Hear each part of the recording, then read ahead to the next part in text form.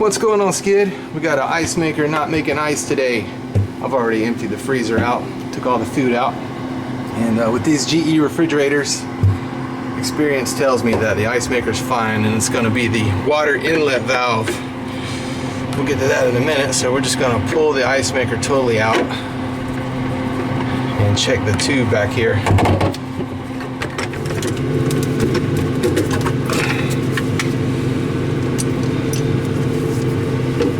Unplug it.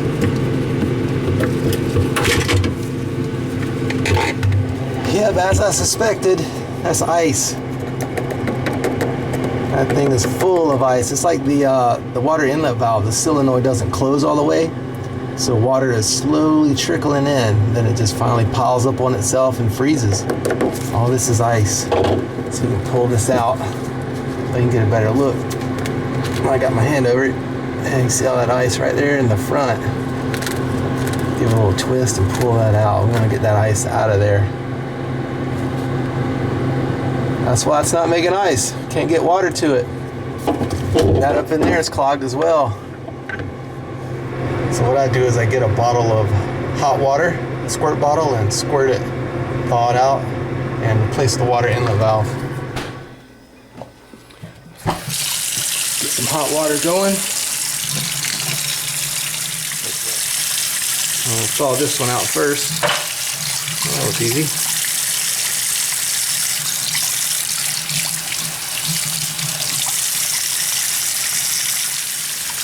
And we'll fill our squirt bottle with hot water. That's how we'll thaw the one out. That's deep. Now before we get to thawing, just let me mention that you can pull this out. This is what we're about to thaw out, but I don't recommend it. I've been that road, because once you pull it out, then it doesn't stick back good. So then when the ice maker calls, after you leave, this pops off because the adhesive is not as sticky because you pulled it out. So I've been down that road, new guys, so you can do it if you'd like, but just heed my warning.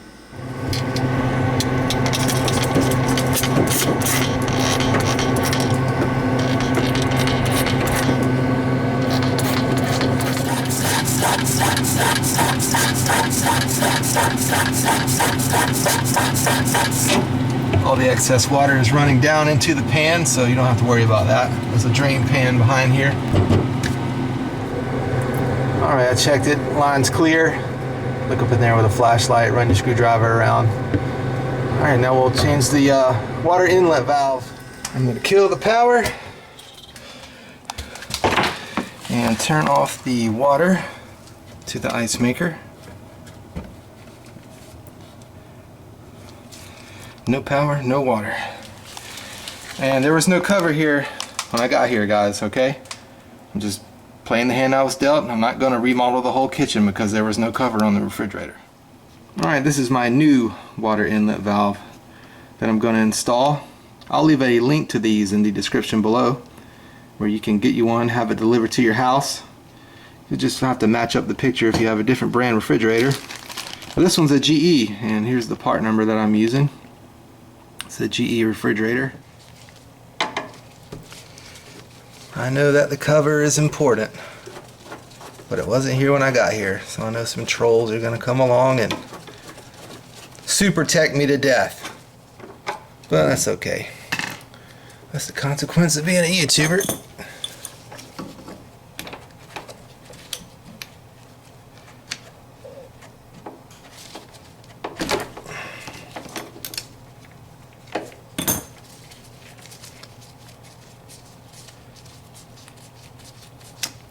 Take our water line off first and unplug it. And on this, you hold it in, take these two fingers and push it all the way up, and this will just pop out. There's going to be some water, so I'll get my bag and try to get as much as I can into the bag. So push it in and then pull it out.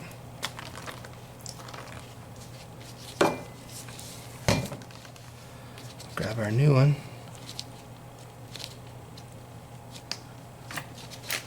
Reverse water line first.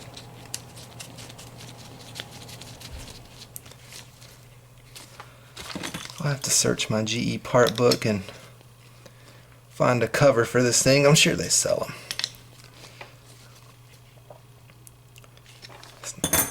That's nice and snug. Get our feeder line. And again, you do the same thing. Take 2 fingers, push it all the way up, and you'll hear this baby snap. Just like that, and it's in. Give it a tug, make sure it doesn't come out. It's good. Plug it back in, and you are ready to rock and roll. You'll hear ice falling into the bucket in about an hour. Alright, I broke out the meter. Let's see if we can ohm it out and see how we can tell if it's bad or not. With experience, I just know from the symptoms. When there's ice in the tube, it's going to be a bad water inlet valve. But we'll do this real quick. I got my meter set to ohms. This is the bad one. So roughly 189 ohms. And this is the good one.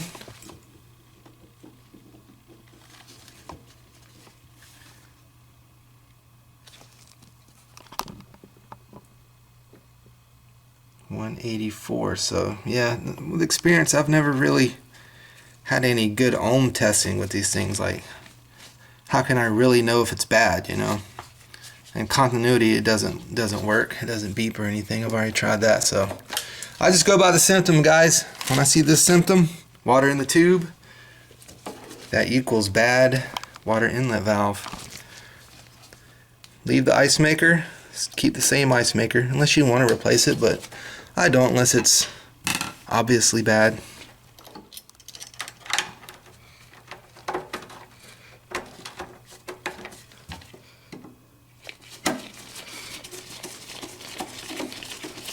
Mount it back up, test it out.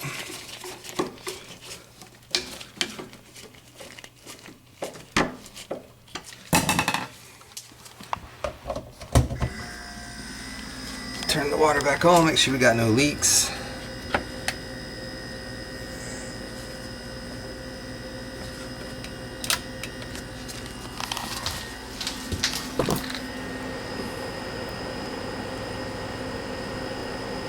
No leaks. Tube back in, feeder tube. Reinstall the ice maker. Make sure there's no ice in that.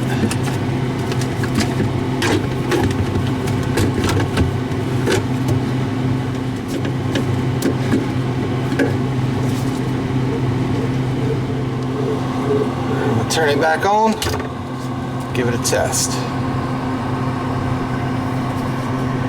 What I do is I grab these, turn them with my hand just to get it further along. And if they advance, which they are, it means your ice maker is good. This is the same ice maker. I didn't change the ice maker. So what we're going to do now is we're going to watch this hole back here.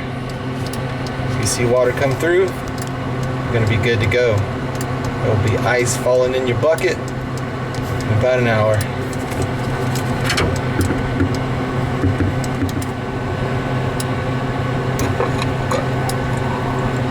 There we go.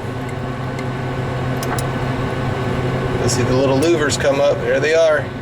Now if they weren't advancing, I'd replace the ice maker. The ice maker is bad, but they are, so it's good. Check for leaks. And no leaks here. Alright, Skid, that's it. The old water inlet valve. Pretty simple fix. And what I think is happening is the solenoid in here doesn't close all the way. So water slowly just keeps trickling, very slowly. And it freezes in the freezer and it just keeps building on itself, and then finally clogs the tube up with ice. And it won't make ice anymore. A lot of guys go straight for the ice maker, only to return a couple of days later with the resident saying, oh, it's not working again. So if you see ice in the tube, go for this, not the ice maker. We kept the same ice maker in here, and I've always done it this way and never had any callbacks, knock on wood. So yeah, get you a hot bottle of water, thaw that sucker out, and replace the water inlet valve. And again, I'll leave a link to one of these in the description below. Just make sure it's for your brand of fridge and that the picture looks like the one that you need, and have it delivered to your house. Alright, thank you all for watching The Dirty Maintenance Show.